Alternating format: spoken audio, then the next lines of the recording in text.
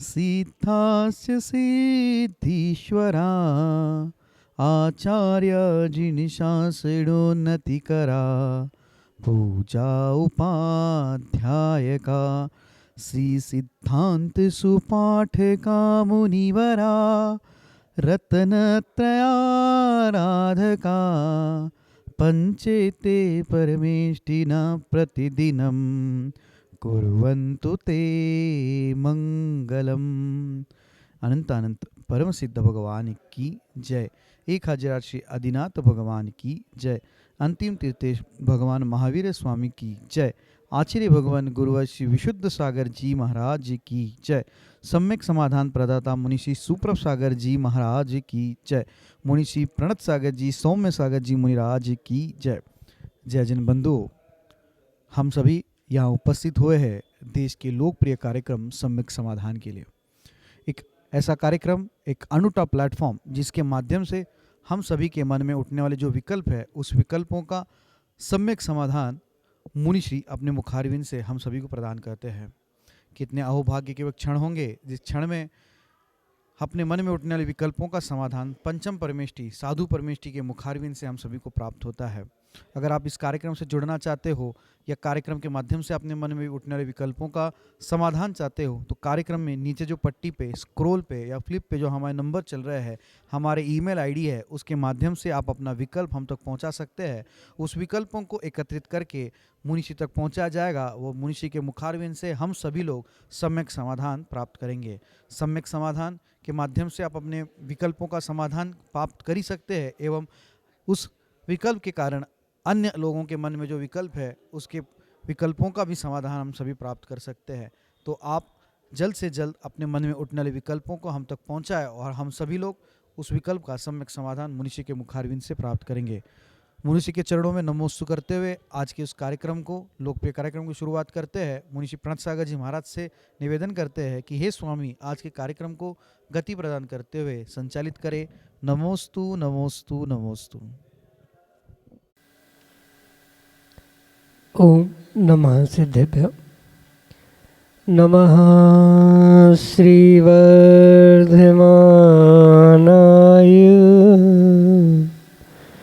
निर्धूतकलिलात्मनि सालोकानां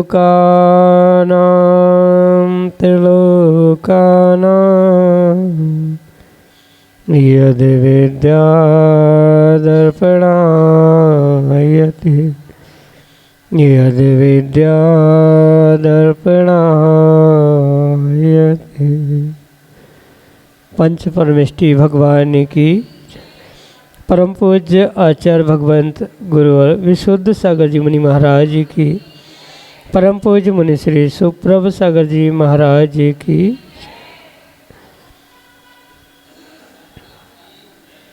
समीचीन विकल्पों का सम्यक समाधान। सम्यक ज्ञान की वह अलौकिक विधा जो कि हमें एक अनुकंपा के रूप में परम पूज्य आचार्य भगवंत गुरुवर विशुद्ध सागर जी महाराज के मंगल सुभाषित से परम पूज्य मुनि श्री सुप्रभ सागर जी महाराज द्वारा प्रदत्त की गई। ऐसी अनूठी विधा जो निश्चित ही हमारे जीवन के अज्ञान रूपी अंधकार को दूर करके और सम्यक रूपी ज्योति को प्रज्वलित करने वाली है। और वही सम्यक ज्ञान की अलौकिक विधा निश्चित ही हमारे जीवन को आलोकित करके और एक कल्याण के मार्ग को प्राप्त कराने वाले हैं। ऐसे आत्मकल्याण की वह अनूठी विधा, समीचीन विकल्पों का सम्यक समाधान जो कि हम सभी प्रतिदिन परम पूज्य मुनिश्री के मुखारविंद से आगम के परिप्रेक्ष्य में प्राप्त कर रहे हैं। प्रारंभ करते हैं आज का सम्यक समाधान।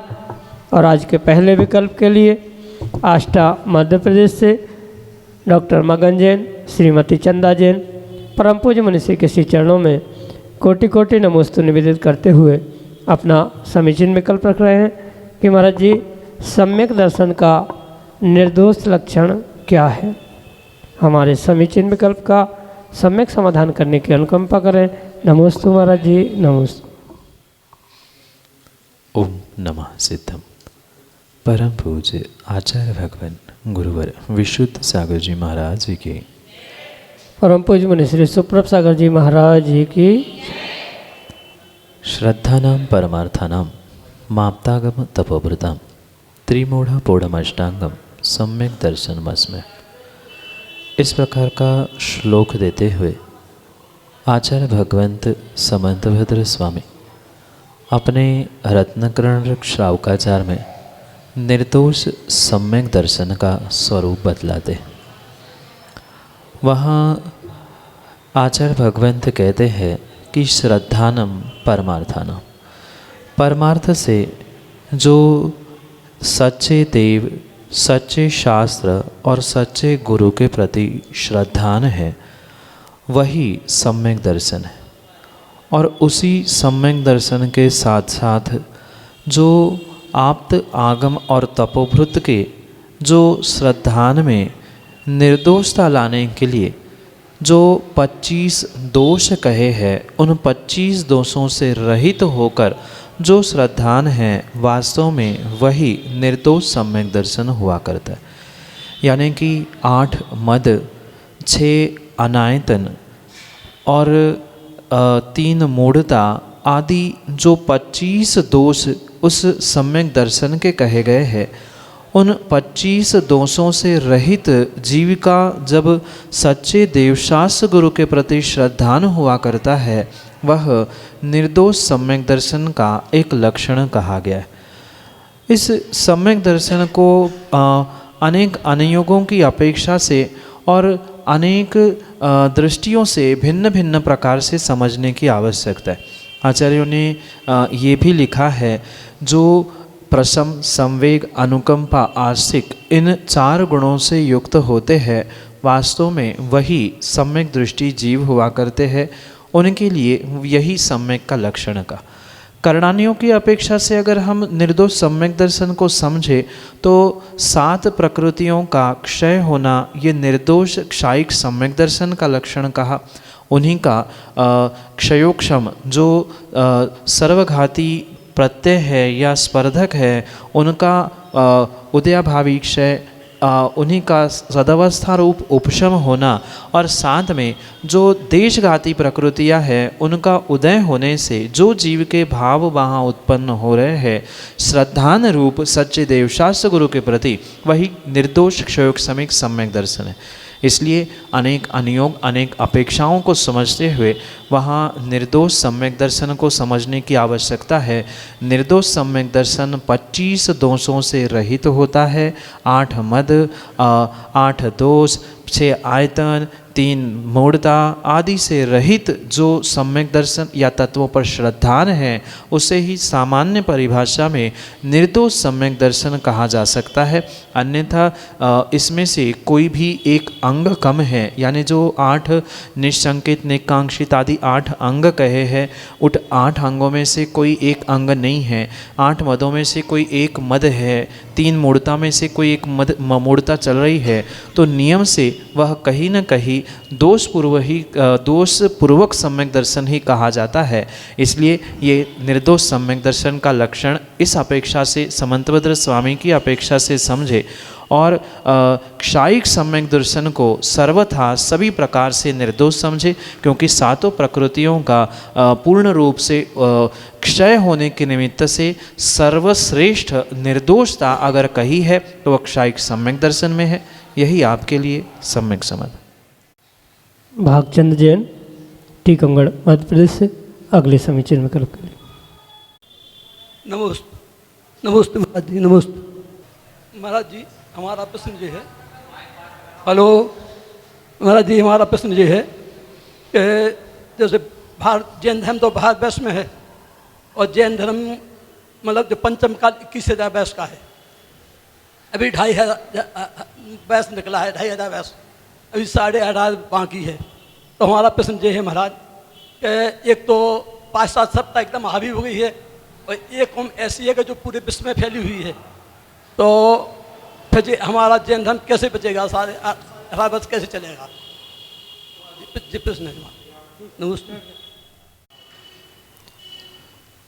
पंचम काल के अंतिम सांसों तक ये जैन दर्शन, जैन धर्म रहेगा, ये आगम प्रमाण से ही हमें समझने की आवश्यकता है। हाँ, ये परम सत्य है। जितनी उत्कृष्टता या जितनी निर्दोषता जैन धर्म के पालन में इस पंचम काल के प्रारंभ में थी, उतनी निर्दोषता किसी भी प्रकार से अंतिम श्वासों तक नहीं चलेगी। पर फिर भी सच्चे भावलिंगी मुनिराजों का होना, धर्म की क्रिया आदि आदि होना, ये आगम प्रमाण से ही हमें समझने की आवश्यकता है। ये परम सत्य है कि वर्तमान में पाश्चात्य सभ्यता या बहुत सारी ऐसी चुनौतियाँ जैन धर्म अनुयायियों के सामने बिल्कुल देखने में आ रही है। पर इतनी चुनौतियाँ और इतनी विपरीतता होने पर भी आगम प्रमाण से भगवान के जो दिव्य ध्वनि में खिरा है, उसे ही परम सत्य जानते हुए, मानते हुए हमें स्वीकार करने की आवश्यकता है। कैसे होगा, क्या होगा, कितने अंशों में रहेगा, भले ही उसका विस्तार से वर्णन हमें प्राप्त नहीं है कि माना कि पंचम काल के प्रारंभ में 100% अगर सभी श्रावक थे तो अंतिम समय में 5%, 2% कितने कैसे रहेंगे, इसका कोई विशेष वर्णन नहीं मिलता। पर ये पक्का है, जब तक आपको इस पंचम काल में सिकी सिकाई रोटी मिल रही है, मतलब जब तक अग्नि का वास है, तब तक पूर्ण रूप से विश्वास करें कि यहाँ सच्चे भावलिंगी मुनिराज है। और जहाँ जब तक सच्चे भावलिंगी मुनिराजों का यहाँ इस धरा पर वास है, तब तक नियम से जैन धर्म, जैन दर्शन यहाँ पर जीवंत और जयवंत रहेगा। इसमें विकल्प करने की आवश्यकता नहीं है। यही आपके लिए सम्यक समाधान। श्रीमती सृष्टि जैन, टीकमगढ़, मध्य प्रदेश से अगले समीचीन विकल्प। नमस्ते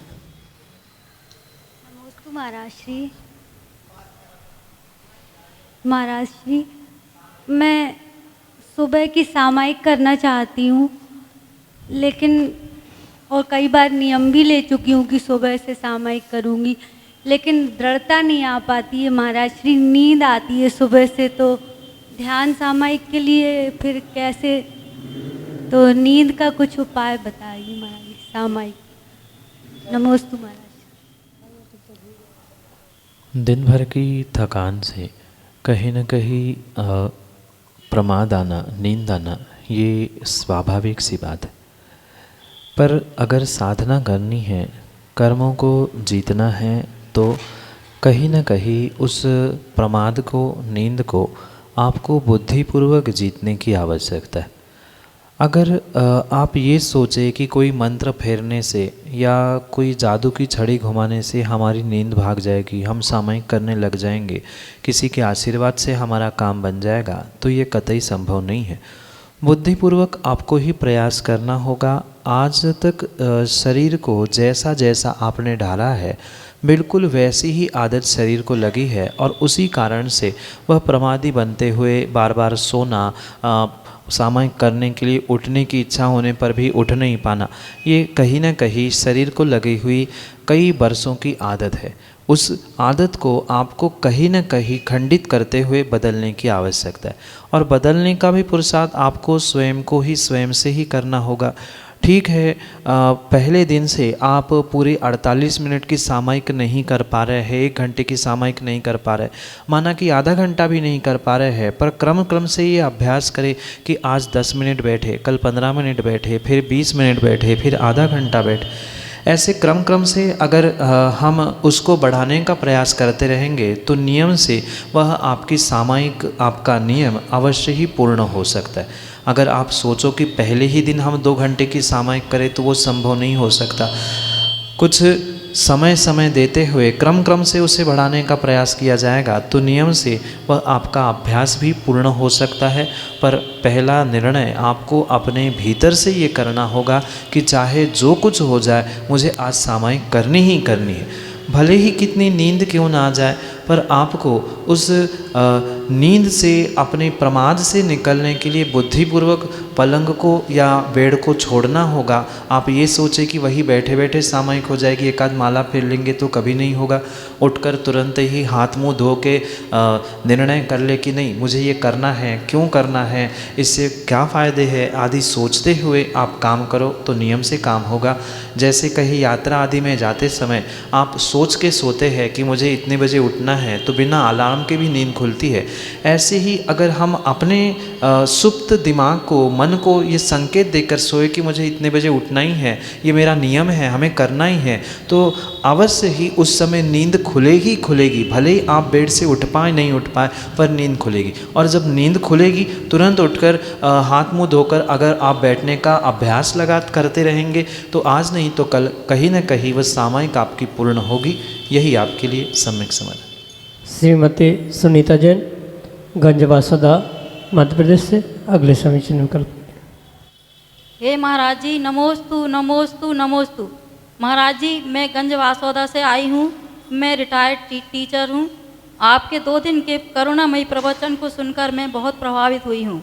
महाराज जी, मेरा प्रश्न है, घर में परिवार के बीच अनुकूल प्रतिकूल परिस्थितियों के बीच में कैसे सामंजस्य बनाएं एवं परिणामों की विशुद्धि को कैसे बनाए रखें ताकि आगे का जीवन धर्म एवं शांतिमय व्यतीत हो सके और अंतिम समय गुरु के सानिध्य में समाधि मरण करके संलेखना पूर्वक मरण हो सके और आगे के जीवन को किस प्रकार व्यतीत करूं। कृपया आशीर्वाद एवं मार्गदर्शन एवं सम्यक समाधान करने की कृपा करें। नमोस्तु महाराज। संसारी जीवों के लिए और विशेष करके गृहस्थ और श्रावक श्राविकाओं के लिए अनुकूल प्रतिकूल परिस्थितियाँ कर्मों के निमित्त से आना ये बहुत स्वाभाविक सी बात है। पर उन अनुकूल प्रतिकूल परिस्थितियों में हर्ष या उदासीनता, दुखी होना, ये कहीं न कहीं आने वाले समय के लिए पुनः कर्मों का आश्रयबंध करने के लिए निमित्त हो सकते। ऐसे विषम परिस्थितियों में भी कहीं न कहीं अपने मन को, अपने परिणामों को संभालना ये श्रेष्ठतम कार्य हुआ करता है श्रावकों की अपेक्षा से। क्योंकि अभी घर का त्याग नहीं है, गृहस्थी है, परिवार है, सबके साथ रहना है, तो कहीं न कहीं बहुत सारी उलझनें, बहुत सारे विकल्प अवश्य ही बनते रहते। ऐसी स्थिति में ये निर्णय करने की आवश्यकता है कि इन परिस्थितियों के साथ साथ सुलझते सुलझते या उलझते उलझते कई भव बीत गए हैं। अब मेरा उद्देश्य क्या है? कई जीवन के क्षण, कई जीवन के वर्ष इन सभी परिस्थितियों को ही संभालते में, ठीक करने में बिताया है। पर अब परिस्थिति की जगह आप अपने मनस्थिति को ठीक करने का प्रयास करोगे तो नियम से ये उलझन, ये परिणामों की अशुद्धि अवश्य ही दूर हो सकती। परिणामों की विशुद्धि, भावों की विशुद्धि कहीं बाहर से आने वाली नहीं है। उसे बुद्धिपूर्वक आपको ही सोचकर निर्णय करना होगा कि आज तक जो हमने गलतियाँ की, पाप की, अब उसको विराम लेते हुए हमें अपने स्वयं का विवेक जागृत करने की आवश्यकता है कि आज तक जितना पाप किया, आज तक जितनी गलतियाँ की, वह सब गलतियाँ, सब पाप छोड़ते हुए हमें आगे बढ़ना है, ये निर्णय करना। भले ही तत्क्षण तत्काल हम कोई छोड़ पाए नहीं छोड़ पाए, पर छोड़ने के भाव, गलती के एहसास के भाव भी अगर बनते रहेंगे, आते रहेंगे, तो कुछ अंशों में आप अवश्य ही परिणामों में विशुद्धि को प्राप्त कर सकते।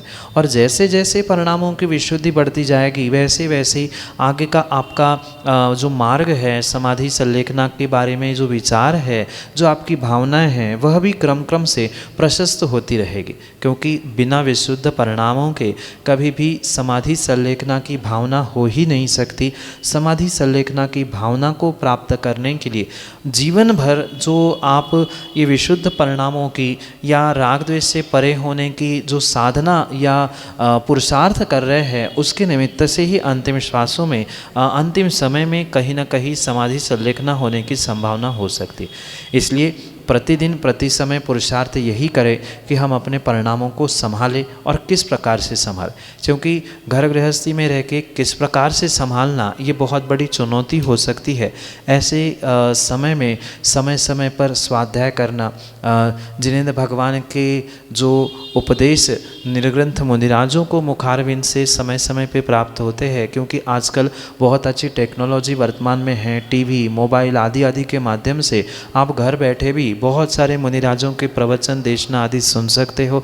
तो उनको सुनते हुए कई सारा समय जो अभी पापों में व्यतीत किया था उसका बहुत अधिक समय इस श्रुत अध्ययन में, स्वाध्याय में, प्रवचन सुनने में अगर किया जाएगा तो उसको सुनते सुनते भी कुछ कुछ अंशों में, कुछ कुछ मिनटें, कुछ कुछ घंटे ही अगर आपके परिणाम विशुद्ध हो रहे हैं तो नियम से आने वाले समय में आप अपने उस लक्ष्य तक, समाधि मरण संलेखना तक अवश्य ही पहुंच सकते हो। इसलिए श्रुत अभ्यास, जिसे स्वाध्याय, देशना सुनना, जिनवाणी सुनना आदि कहा जा सकता है, उसको और बढ़ाने का प्रयास करें। समय मिले तो सामायिक करने का प्रयास करें, समय मिले तो प्रतिक्रमण आदि करने का प्रयास करें, क्योंकि की गई आज तक की गलतियों के लिए प्रतिक्रमण, प्रायश्चित आदि के माध्यम से उसका प्रक्षालन भी किया जा सकता है। इन सभी निमित्तों से आप अपने परिणामों की विशुद्धि प्राप्त करते हुए अपने लक्ष्य तक पहुंचने का प्रयास करें। यही आपके लिए आशीष के साथ सम्यक समाधान।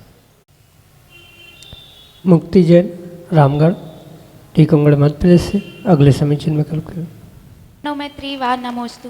मुनिश्री, मेरा प्रश्न ये है कि जो स्टूडेंट अपनी स्टडी के लिए बाहर पढ़ने जाते हैं वो अपने बिजी शेड्यूल में पढ़ाई के साथ साथ किस तरह धर्म का पालन कर सकते हैं? धर्म का पालन करने के लिए कोई लिमिटेड स्थान नहीं है। चाहे स्टूडेंट हो, चाहे श्रावक हो, चाहे आबाल वृद्ध कोई भी क्यों ना हो, धर्म की क्रिया वो जब जहाँ जैसे चाहे वैसे कर सकते। पर वर्तमान में धर्म की क्रियाओं को संकुचित सोच वाले जीवों ने बहुत संकुचित करके रखा है। कुछ जीवों का ये मानना है कि धर्म मंदिर में पहुंचकर ही किया जा सकता है। ऐसा किंचित भी नहीं है। धर्म का पालन, धर्म की क्रियाओं का पालन आप जब जहाँ जैसा चाहे उस अपनी अनुकूलता से कर सकते। ज़रूरी नहीं है कि मंदिर में पहुंचकर 2 घंटे भगवान की पूजा करने से ही आपका धर्म पूर्ण हो जाए। ज़रूरी नहीं है कि 4-5 घंटे स्वाध्याय करने से ही आपके धर्म का पालन पूर्ण हो जाए। आपको जैसा स्टडी टाइम में से उस बिजी शेड्यूल में से जो भी थोड़ा सा समय मिलता है, उतने समय में आप अपने स्वयं के लिए बहुत सारा धर्म और बहुत सारे विशुद्ध परिणाम, पुण्य को भी प्राप्त कर सकते। जैसे कि पढ़ते पढ़ते आप बहुत एक ही विषय को लेकर या विषय को बदलते समय भी खूब समय बोर हो गए। अब क्या किया जाए? जैसे ही 5-10 मिनट आप मोबाइल में लगते हो, उतने ही 5-10 मिनट आपने एकाध भगवान की माला फेर ली, एकाध समय 10 मिनट का मिल रहा है, एकाध स्त्रोत पाठ कर लिया। जहाँ आप पढ़ रहे हैं वही बैठे बैठे भी कर लेंगे तो वहाँ आपका थोड़ा सा सब्जेक्ट चेंज भी हो गया, माइंड डाइवर्ट हो गया, वहाँ पुण्य का कार्य भी हो गया। इसलिए ये ज़रूरी नहीं है कि एक साथ 2 घंटे बैठकर ही आप बहुत सारा धर्म कर लेते हो या मंदिर में पहुंचकर ही हम कर सकते हैं। हाँ, बहुत अच्छी बात तो यही है कि प्रतिदिन स्टडी लाइफ में भगवान के दर्शन कर लेना, जितना संभव हो उतना अधिक से अधिक मंदिर आदि आयतनों में जाना। पर माना कि कभी कभार एग्ज़ाम टाइम में वह बिल्कुल भी संभव नहीं होता, तो ऐसे समय में भले ही हम प्रत्यक्ष मंदिर आदि नहीं पहुंच पा रहे हैं, गुरु के दर्शन नहीं कर पा रहे हैं, ग्रंथ खोलकर स्वाध्याय नहीं कर पा रहे हैं, तो कभी यूट्यूब खोल के कुछ जिनके प्रवचन हमें अच्छे लगते हैं या कुछ विशेष ऐसी बातें लगती है जिनके गुरु के प्रति हमारी विशेष श्रद्धा है, उनकी 4 पंक्ति भी सुन लो तो हमारा मन डाइवर्ट हो जाता है। जो एक बोरिंग उस पढ़ाई में होती रहती है कि वही सब्जेक्ट पढ़ते पढ़ते बोरियत सी हो जाती है, वो बोरियत भी दूर हो जाती है। गुरु की देशना सुनी, गुरु की आवाज़ सुनी, गुरु की फ़ोटो देखी, उससे जो हमारी भावों की विशुद्धि हुई, उससे हमारा लक फैक्टर भी बढ़ा बड़ा, पुण्य भी बड़ा है। इस अनेक प्रकार से हम धर्म का प्रतिपालन स्टूडेंट लाइफ में भी कर सकते हैं। बंधन नहीं है कि आप कैसा कितना कर रहे हो, ये अवश्य है जितना शुद्ध क्षेत्र, शुद्ध द्रव्य, शुद्ध भावों से करेंगे विशेष फल उतना मिलेगा। पर माना कि उतनी शुद्धि का पालन हम नहीं कर पा रहे तो क्या धर्म नहीं कर सकते? धर्म तो करना ही होगा। जहाँ जैसा मिले अपनी अनुकूलता से, अपने विवेक के साथ उस कार्य को करने की आवश्यकता है। इसलिए परिस्थिति को देखते हुए स्टूडेंट लाइफ में जितना अल्प समय भी मिले, एक आध मिनट भी मिले, तो हम 9 बार नमोकार पढ़ सकते हैं। पूरा भक्तांबर नहीं पढ़ पा रहे हैं, जितने श्लोक याद है उनको ही हम पढ़ सकते हैं। ऐसे अनेक कार्यों से हम अपने उस स्टूडेंट लाइफ में भी इस धर्म को और धर्म की क्रियाओं का प्रतिपालन करते हुए अपने जीवन में लक फैक्टर, पुण्य आदि को भी बढ़ाने का पुरुषार्थ कर सकते हैं। यही आपके लिए सम्यक समाधान। श्रीमती सारिका जैन, दरबारी, टीकमगढ़, मध्य प्रदेश से अगले समीचीन में कर के चरणों में त्रैवार सहस्कोटि नमोस्तु नमोस्तु नमोस्तु महाराज जी, नमोस्तु। महाराज जी, मेरा प्रश्न है कि हमें जिन प्रतिमाओं के दर्शन होते हैं, चाहे आँख बंद करूं या खोलूं, स्वप्न में हो या बैठे हों, कुछ भी हो, तो जिन प्रतिमाओं के दर्शन होते हैं, कभी कभी तो इतनी बड़ी प्रतिमाओं के दर्शन होते हैं जिनको मैंने कभी देखा भी नहीं है। और महाराज जी, कभी ऐसा होता है कि ऐसे क्षण में दर्शन होते हैं जहाँ हमें अशुद्धि के भाव, अशुद्धि हो या कुछ भी इस समय होते हैं, तो महाराज जी इसमें क्या पाप है? और पाप है तो क्या पाप है, इसमें पाप है या पुण्य है? तो कृपया आप हमारे इस प्रश्न का समाधान करें। नमोस्तु महाराज जी। जिन भगवान के प्रतिमा का दर्शन हो जाना, ये वास्तव में बहुत सातिशय पुण्य का ही उदय मानने की आवश्यकता। कहीं न कहीं आने वाले निकट भव्य समय में कुछ ऐसा उत्कृष्ट कार्य आपके जीवन में प्रकट होने वाला है, चाहे तीर्थ वंदना हो या अन्य भी कोई ऐसा कार्य हो रहा हो, जिसका एक ये सूचक है कि पल पल प्रत्यक्ष परोक्ष रूप में, स्वप्न आदि में आपको जिनेंद्र भगवान की प्रतिमा आदि दिख रही। पर वहाँ ये अवश्य समझे कि ये अगर सामान्य कालों में आपको स्वप्न आदि में आ रहे हैं या आँखों के सामने झलक रहे हैं, तो उसका विशेष विशेष पुण्य रूप फल मिलता है। पर माना कि कुछ अशुद्धि के दिनों में, जिस समय भगवान के दर्शन नहीं करने हैं, सूतक पातक आदि के दिनों में या अन्य भी कुछ ऐसे समय में ये दर्शन हो रहे हैं, स्वप्न में तीर्थ यात्रा या भगवान की पूजा, अन्य अन्य जो भी कार्य दिख रहे हैं, वहाँ कहीं न कहीं वह भी नियम से पाप का ही फल देने वाला हो सकता है। क्योंकि जब पूर्ण रूप से मन वचन काय कृतकारिता अनुमोदना आदि आदि के निमित्त से इन दिनों में भगवान के दर्शन, पूजा पाठ, तीर्थवंदना आदि का जब निषेध किया है, तो इस समय पर ऐसे स्वप्न आना वास्तव में उचित नहीं है। पर यह भी नहीं कहा जा सकता कि उसके कारण से आपने बहुत बड़ा अपराध कर लिया है, क्योंकि स्वप्न आदि में किसी का बस नहीं चलता है। माना कि इतना हमारा सुप्त मन भगवान के दर्शन की प्रतिमा या भगवान के प्रतिमा के दर्शन के प्रति लगाव रख रहा है कि आँख बंद करते करते भगवान की प्रतिमा दिख रही है तो क्या आँखें फोड़ ले। तो ये अवश्य समझे, भले ही सातिशय पुण्य शुद्ध दिनों में ही मिलता है, वह कुछ अंशों में पाप भी लगेगा, पर ऐसे समय में ये ध्यान रखें, अगर इन दिनों में ऐसा कुछ स्वप्न देखा है, बार बार यही विचार आ रहा है, तो उसके लिए निर्ग्रंथ गुरु आचार्य भगवंतों के चरणों में पहुंचकर प्रायश्चित लेकर उस दोषों का प्रक्षालन करने का प्रयास करें।